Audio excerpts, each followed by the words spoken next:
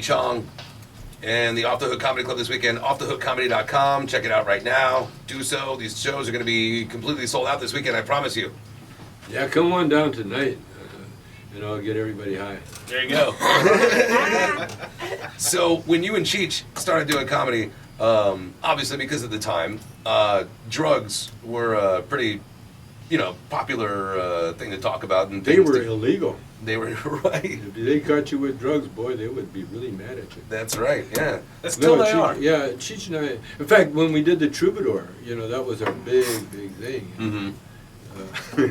Leonard Feather, the jazz critic, one time, we opened for Cannonball Adderley, and Leonard Feather, the jazz critic, great jazz critic, whose daughter, by the way, is an incredible singer. Really?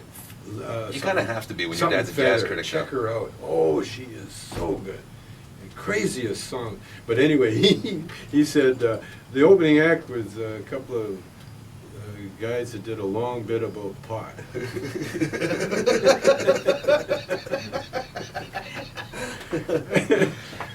Yeah, that's pretty much our whole show. Was that something that you guys gravitated towards? I mean, that particular subject, pot. The audience. The audience. The audience. That's what they related to. Right, because the whole audience is stoned. I mean, when we first came from the strip club, we had all these TNA jokes, Right. And but when we got in front of the stoners, especially the Troubadour, and we started. Actually, what happened? Cheech never did Cheech. He never did the Chicano until we got down into L.A. Mm-hmm. And then we played this one dance club, and the dancers hated that they had to stop dancing in order to watch us perform. And so they were like one of the hostile audiences. And we got them, but then the second show, I said to Cheech, there must be some character that these people can relate to. Mm-hmm. And he said, well, there's one, but I don't. I said, what? He said, well, it's a little detrimental to the Chicano community. It's a little stereotypical. Yeah. That's it. That's what we need. That's our job. That's right. And so he did it. And the minute he said, hey, Red Freak, you want to ride, man? The audience just loved us so much. Nice. And we got almost like a standing ovation. Wow. As soon as he did that, I showed him this one bit, where he's washing his car, that I'd seen other black comedians do. Right. And so he kind of did that. The polishing the car move. Yeah, yeah. Mm-hmm. And as soon as we did that bit, that we were made. Yeah. Nice. And then we went to the Troubadour and did the bit there.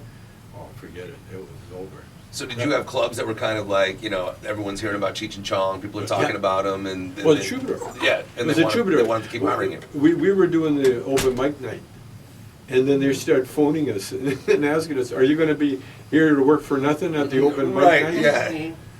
Can you do 2 shows? That kind of thing. Right.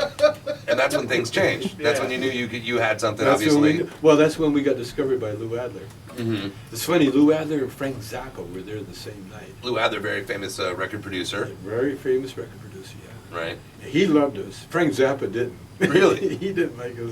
No kidding. No. Cheech maintains to this day that he did, but I was there. Yeah, you knew the Frank. No, Zappa, we were in his territory. Yeah, and he didn't like that. No, he didn't like that. Yeah. We were getting real laughs. Right. Zappa was getting, his... the obligatory. He was the cynical. Right. The cynical approach to comedy. Right. Well, we were those guys. We weren't talking about it. We were those guys. Right. As soon as we did that, man, it was killer. Well, I do, because of the Cheech influence, my act tonight will be a lot of that kind of style. Sure. Because That's what we want.